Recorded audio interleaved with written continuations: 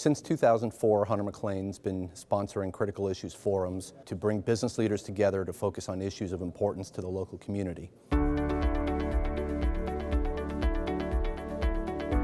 Today, we're pleased you have joined us for a discussion of the business of film and television production, an industry which has seen substantial growth both in the state of Georgia and in this region.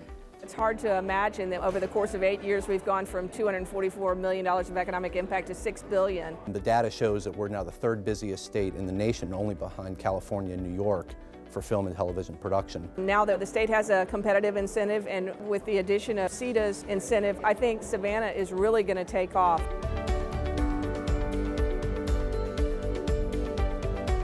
Our panelists today were a great group of individuals with a lot of history in the film industry. Stratton Leopold is a Savannah native, local producer, and also ice cream restaurateur. It's show business. Show is 10%. It's business. Never forget that. And that's something we've talked about here, about how local businesses, be it the dry cleaners, the hardware store, the bar, the hotel, the ice cream store, how they all benefit from film. And we do. Tollison, the CEO and president of Savannah Economic Development Authority. Last year in 2015, the direct spend in Chatham County on entertainment production was just over $58 million. And that number alone is better than the 5 years combined before 2015. So we're already seeing enormous growth. Lee Thomas is a Deputy Commissioner of Film, Television, and Digital Entertainment with the Georgia Department of Economic Development. The incentives are very important, but Georgia's a great place without the incentives. We have diverse locations, we have the coast, we have major metropolitan cities and small towns and mountains. Hampton, a location manager on a film that just finished production here locally in Savannah. I love Savannah.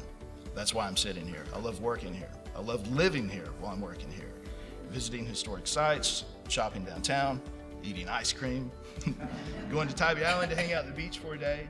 And these things are important because sometimes we end up in cities that make us miss home more than others. We prefer to be in an interesting city that has more to offer than just the project on which we're working.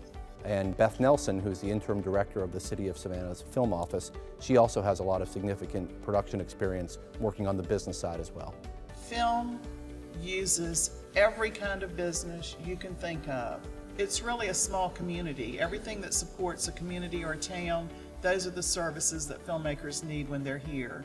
From a piano tuner to a florist, I mean, you name it, any kind of business is appropriate to be listed on our website. When filmmakers come here, they need to know where those vendors are. One of the most important points made today, I think, is that businesses who want to be involved in the industry have to be ready to respond to the unique needs of the industry.